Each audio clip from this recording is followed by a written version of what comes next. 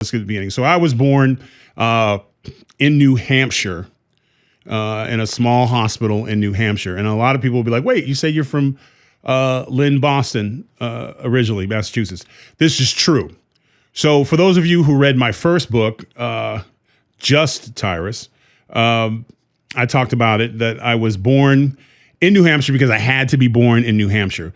In Boston at the time, Massachusetts, there was a statutory rape law, and my parents were both underage, but my biological father was 19, and my mother had just turned 16 right before I was going to be born. So she was 15 when she was given the gift that is me. So in the state of Massachusetts, what they would do is they would wait till you're in the hospital, and when you had a baby, that is the first name of the baby is evidence. So then you have a 19-year-old with a baby with a 15-year-old. That 19-year-old, his ass is going to jail. And so, not to mention the fact that it also was not a very popular thing at the time for a black man and an underage white woman to be having a child together. So my biological father's family apparently knew the law very well. And spoiler alert, they were not lawyers. So they found through a friend or whatever that they could get married in New Hampshire and have me in New Hampshire, and no criminal charges would be pressed upon my biological father, which is hilarious because they were just prolonging the inevitable because he spent the rest of his life in and out of jail. So they might have been doing him a favor if he got carted off in the hospital, but I digress. So they moved my mother, who at that time was a runaway. She ran away from home to be with my biological father.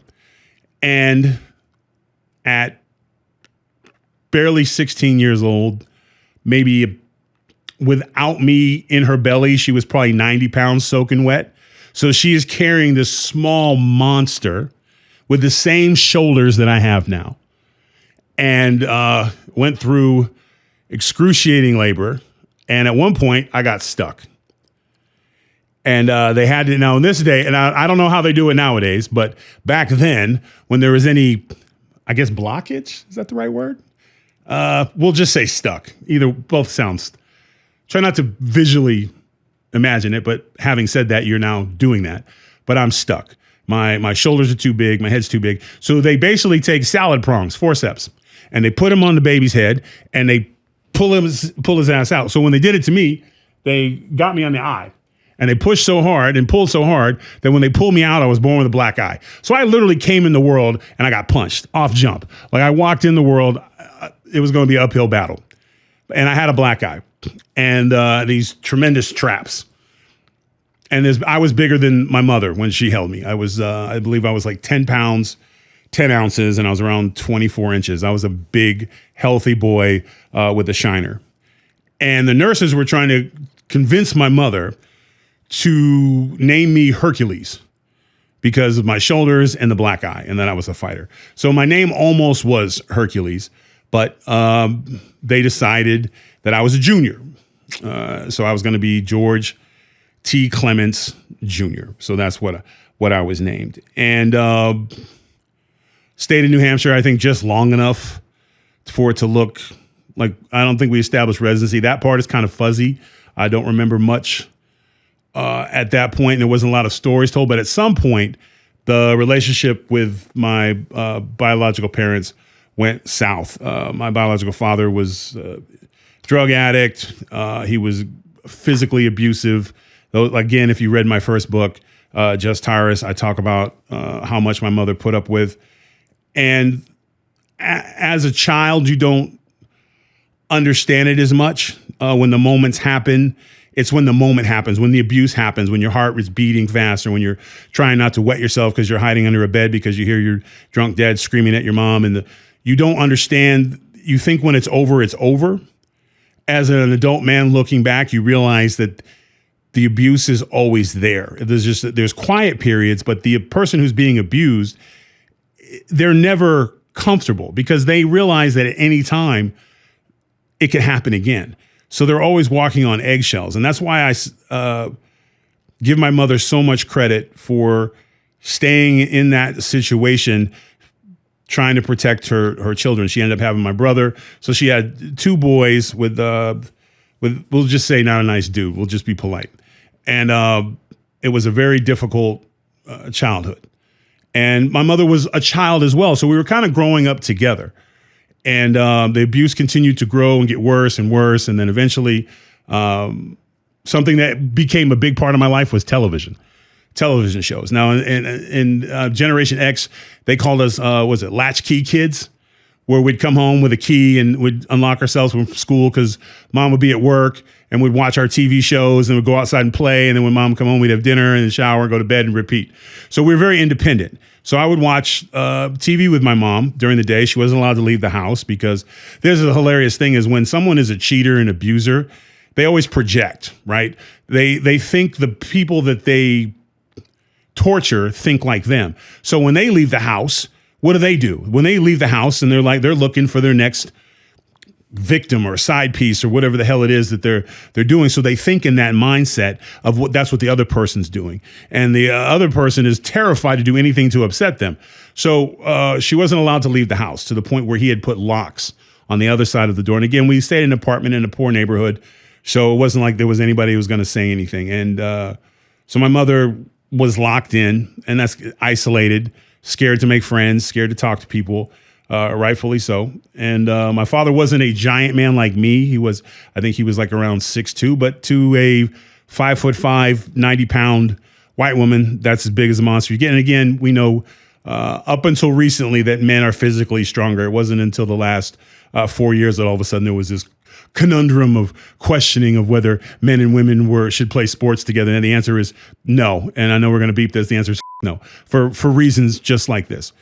And as we're growing together, the abuse was always aimed at my mom. So I think for her, as long as it wasn't happening to the kids, the women stay, or she stayed. And then there was one fateful night I was watching a movie with my mom. I think I'm trying to remember if it was might have been The $1 Million Man, Steve Austin, but there was some action movie that was happening, and the bad guy was stalking, and I think he was about to kill somebody, and somebody came up behind him and they stabbed him in the back with a knife, and he immediately died.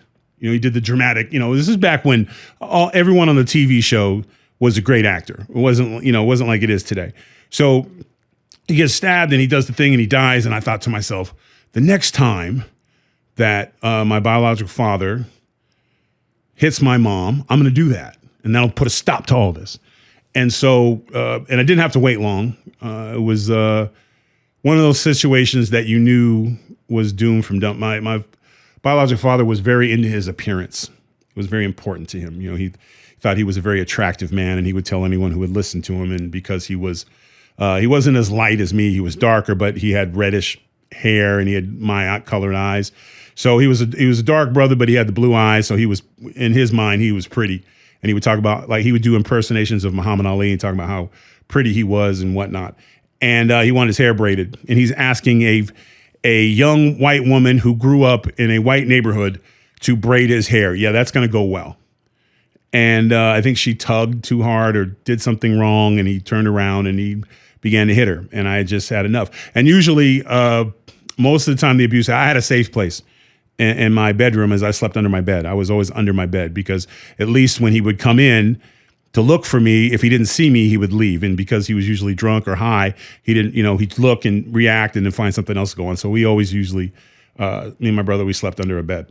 But he took it too far, and he was hitting her, and I ran in the kitchen and I got a steak knife and I ran up behind him and I went to stab him in the back, but actually I hit him in the ass. And I did not get the effect that I thought I was going to get.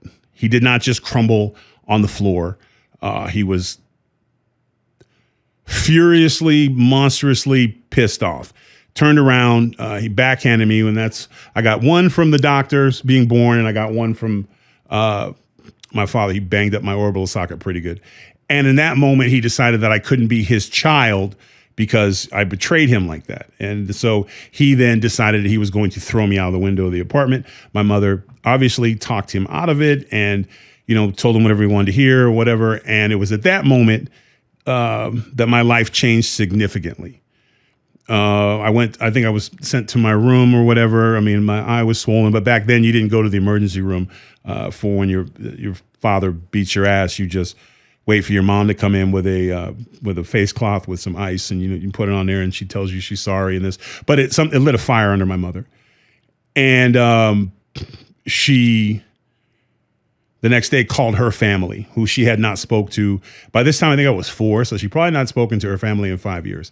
And her father organized his buddies. They waited for my dad to go out for one of his benders, and they basically showed up, kicked in the door, rescued us, got us out of there. And we went to go live with my mother's parents in, I think it was Lynn, the nicer part of Lynn. They had a nice house. It was actually on a pond, Sleuth Pond, I think it was what it was called.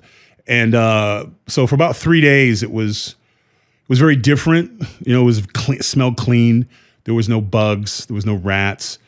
You wouldn't hear, the fighting and whining of other families and stuff. You didn't hear crazy sounds at night. You didn't hear yelling and screaming in your own home. So it was very different. It was a very different world. And it lasted about 3 to 5 days, I think, before the other side of the coin dropped, where my grandfather probably knew 2 or 3 black people his entire life. And his only consistent connection to black people was my father's relationship with his daughter. So I think you kind of get where I'm going here. He's not a fan. He has reasons for the way he feels, and you want to say that, no one should be racist, no one should be this, no one should be that. But he had a direct issue with the culture based on which happens a lot, and we'll get into that in other podcasts. But he had his. Like I said, I understand it. Do I wish he was different when it came to me? Sure, but it is what it is. And also, it also led to where we are today. So anything I talk about, I don't talk from a place of regret. I don't talk from a place of victimhood. It was part of my path to get to where I am today. And in all of us, no matter what we do or wherever we go in life, every road that leads to wherever you are, there's going to be broken hearts scattered everywhere, disappointment, letdowns, lies, you name it. You're going to go through it. And that's the point. So when you do get to a great place, you appreciate it because you've walked through hell and fire to get there. And I think that's what builds the American spirit. That's what builds us. That's what makes men hard and tough and make women resourceful and smart. So you have to go through failures and setbacks. And sometimes life isn't fair. No one, whoever told you it was being unfair to you. And we all start out on different points in life. Life is like a race. Sometimes you get to start out with a lead. Sometimes you get started on behind. Sometimes you aren't even in the same track and you got to find the stadium.